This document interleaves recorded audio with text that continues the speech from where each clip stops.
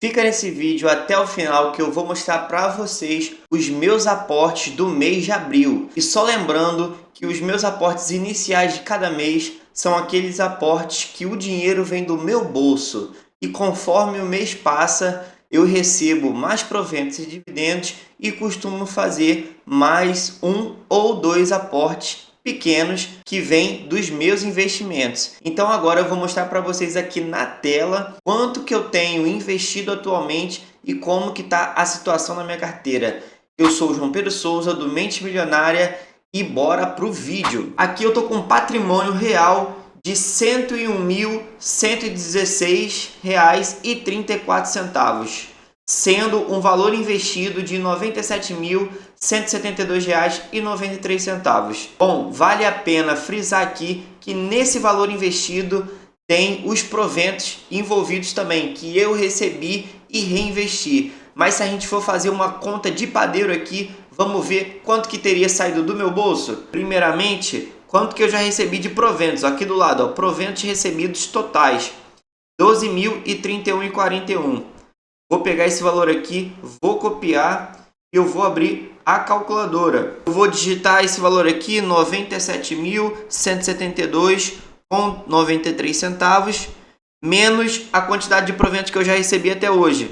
Fazendo a conta de padeiro aqui, do meu bolso saiu R$ 85.141,52, com um patrimônio de R$ 101 mil. Você recebe os dividendos, recebe os proventos e você reinveste e faz a bola de neve crescer. É isso que você deve fazer. Lembrando que eu já invisto desde 2020, vamos para 5 anos nessa jornada e eu tô só no começo, não pretendo parar por aqui. Vamos aposentar com ações e fundos imobiliários. E aí, você acredita? Eu acredito. Bora dar uma olhada aqui como é que tá a evolução do patrimônio. Eu já tinha falado isso aqui nos vídeos anteriores, mas desde o mês 11 de 2024, desde novembro, que o meu patrimônio está estagnado aqui na casa dos R$ 100 mil.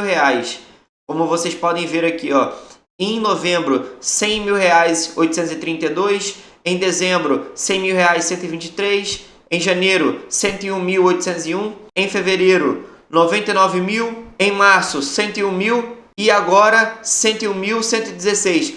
Você olhando aqui, parece que eu nem aportei os valores do meu bolso, mas eu aporto todo mês sem errar. O que está acontecendo aqui é que com essa taxa Selic alta, os investimentos não estão rendendo como deveriam, especialmente os fundos imobiliários. Mas também tem o Bitcoin, que tem desvalorizado recentemente, saindo ali da máxima histórica alguns meses atrás de 109 mil dólares para 84, 85 mil dólares. Vamos dar uma olhada quanto está custando o Bitcoin agora? Incríveis 79 mil dólares. Esse é o preço de um Bitcoin agora. Bom, tá muito barato. Vale lembrar que o último aporte que eu fiz em Bitcoin, que foi no início do mês passado, eu comprei a 91 mil dólares. Então vocês podem ver, né, que de lá para cá, em um mês, na verdade, o quanto caiu. Exatamente um mês atrás, porque hoje é dia 6 e eu fiz o aporte em Bitcoin dia 6 do mês passado a 91 mil dólares. Mas isso não acaba por aqui. Eu tenho certeza que o Bitcoin vai se recuperar. Afinal de contas, é a criptomoeda mais antiga que a gente tem e é aquela que já se provou ao longo do tempo. Olhando aqui para minha carteira de ações, a ação que eu comprei esse mês foi a ação da Klabin, ticker KLBN11. Eu tinha uma quantidade de 200 ações e eu vi que o preço está bem barato, inclusive a R$ 18,55. Então eu resolvi comprar aqui poucas cotas, somente 10 cotas de KLBN11 para abaixar o meu preço médio. A intenção era abaixar meu preço médio abaixo de R$ 20, mas eu cheguei perto, com R$ 20,02.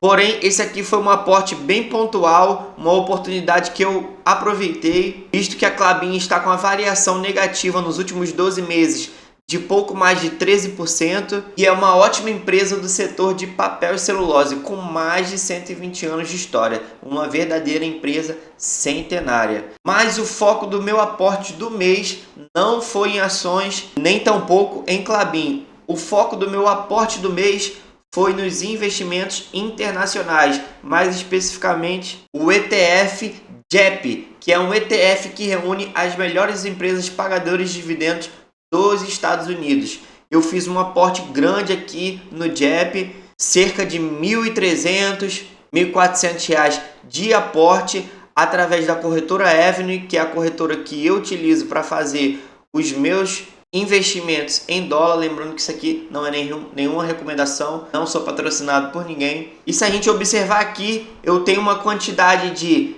21,61 unidades desse ETF aqui a um preço médio de 56 dólares e 10 centavos. E o preço atual aqui está na casa de 52 dólares e 14 centavos. Uma variação negativa aqui de 7%, porém uma rentabilidade de 27%, gerando saldo de 1.127 dólares e 17 cents. Equivale a 6,51% da minha carteira. A minha intenção nesse mês aqui era ter aportado metade do valor em JEP e a outra metade no ETF QQQ, que é o ETF que investe nas empresas de tecnologias lá nos Estados Unidos. Só que a Avenue mudou a política dela de corretagem gratuita. Antigamente, todo mundo tinha acesso a 3 corretagens gratuitas no mês. Então, você poderia fazer 3 operações, seja de compra ou venda, e você não pagava nada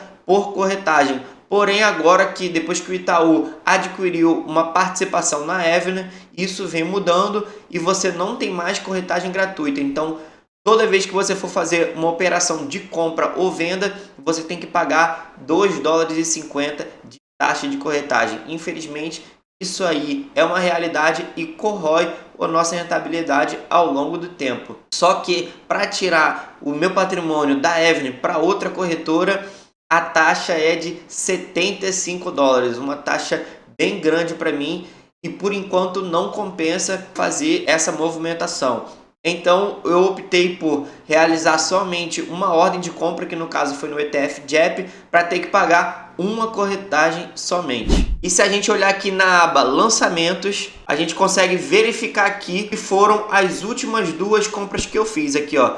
No dia 1º desse mês aqui, de abril, eu comprei 10 unidades aqui, 10 ações de KLBN11 a um preço unitário de R$ 18,82, que eu considero bem barato para os padrões de negociação da Klabin, que foi um total de R$ 188,20. E como eu já havia falado, o ETF internacional JEP, que foi aqui 2 dias depois, no dia 3/4/2025, 4,17 unidades.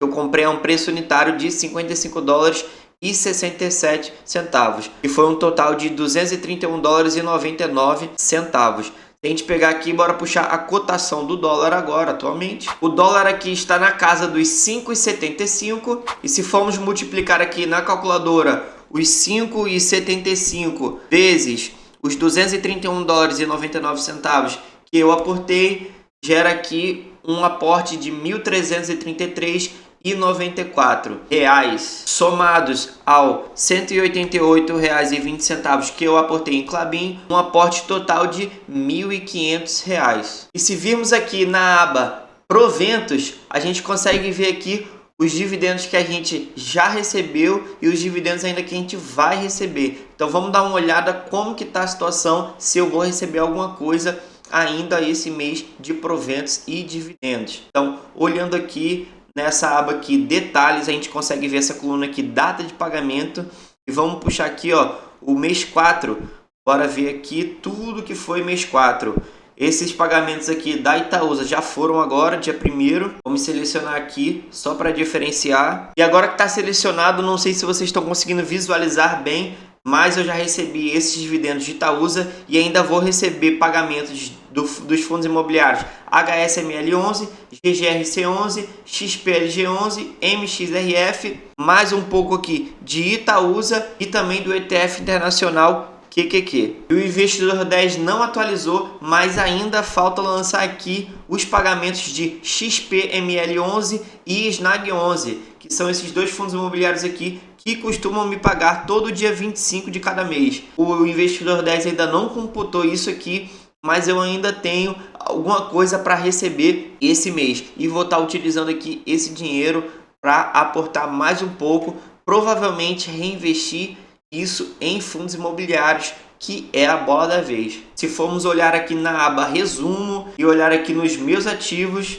fundos imobiliários agora está com a variação negativa de 11%. Eu tenho um valor total aqui de R$ 28.330 e eu tenho a pretensão de chegar em R$ 30 mil investidos para receber os meus tão sonhados R$ 300 por mês, que é a próxima meta aqui que eu tenho. E recentemente eu andei pensando aqui e eu estabeleci novas metas de porcentagem de alocação para minha carteira. E no futuro eu pretendo ter 30% em ações, 30% em fundos imobiliários, 30% em investimentos internacionais e 10% em criptomoedas. É isso mesmo. No futuro eu não pretendo ter nada em tesouro direto nem renda fixa, ou pelo menos ter um caixa em Tesouro Selic, porém não contabilizar isso como um investimento, e sim como um caixa de oportunidade e reserva de emergência. Então é isso que eu pretendo para os meus investimentos nos próximos anos aí, que vão se seguir. Olhando um pouco aqui os fundos imobiliários que estão sofrendo nesse momento aqui de alta da taxa Selic a 14,25%. A gente pode ver aqui que eu tenho 7 fundos aqui: XPLG, MXRF, XPML11, HSML11, SNAG11, BTHF11 e GGRC11. E olhando aqui essa tabela aqui no Excel, que eu costumo sempre manter atualizado, podemos ver aqui todos os fundos imobiliários que eu invisto e o tipo aqui. Podemos ver que eu tenho aqui um fundo de papel, um Fiagro, que também é papel, 2 fundos de logística, XPLG e o GGRC, 2 de shopping, XPML e o HSML, e um fundo de fundos, hedge fund, que é o BTHF11. Aqui a gente pode ver o patrimônio que eu tenho em cada fundo imobiliário desse, gerando um total de R$ 28.330,60.